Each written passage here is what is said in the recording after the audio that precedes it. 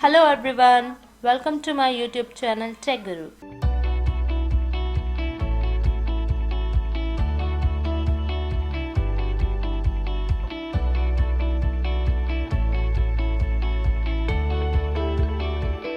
Please click on the like, share and subscribe button. Hello friends, welcome to my YouTube channel Tech Guru. Friends, today we are going to do a very interesting topic, that is Fibonacci series. So what we will do? We will accept a number from user and we will print Fibonacci series up to that number. So first of all, you should know what is Fibonacci series. It is a series that has its first element as 0, second element is 1. When we add both the elements 1 and 2, we will get the third element, that is 1.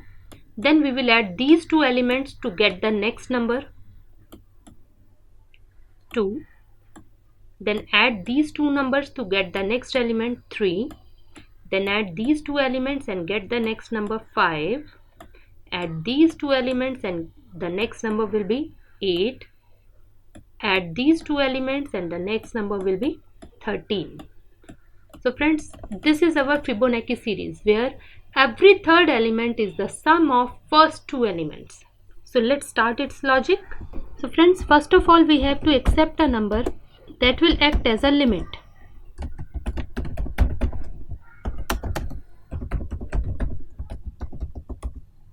Now number is here. We know the first element in Fibonacci series is 0. Right now I am directly printing it.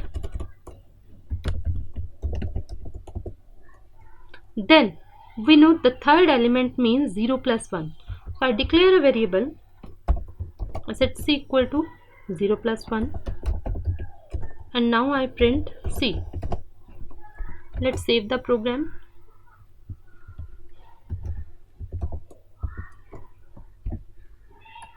Run the program. Enter a number. I set 10. And I got this output. So friends, what's happening here? I am getting 0th element, first element and second element. I have entered a limit 10, but I am not getting Fibonacci series up to 10 because I have not implemented its logic. So what we want to do? This is my first variable. This is my first number I printed. This is my second number. Third number I calculated by adding both the numbers. Now I have to add these two numbers. I can declare a next variable d, store in d, then display d. Then I will add these two variables c and d, calculate the next variable, let's assume e. Then we will calculate d plus e, assume one more variable f. So it will be a very lengthy process. Instead of declaring so many variables, we can implement another logic. Let's see. I will not directly print both the numbers like this. I declare a variable a equal to 0, b equal to 1. Then I calculate c as a plus b. Now I will display a, I will display b, I will display c.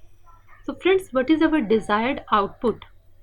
We want 0, 1, 1, 2, 3, 5, 8 if n is having 10. So we want to display this. Alright, here I said a equal to 0, b equal to 1 and I displayed it a, b. So this is my a, this is my b. Then I calculated c and I displayed c. This is my c. Now what I want to do? I want to add these two numbers and find out the next number, but I don't want to declare more variables. So what I can do? I can declare it as a, I can declare it as b, then I can find out the new c. So this will be my new c.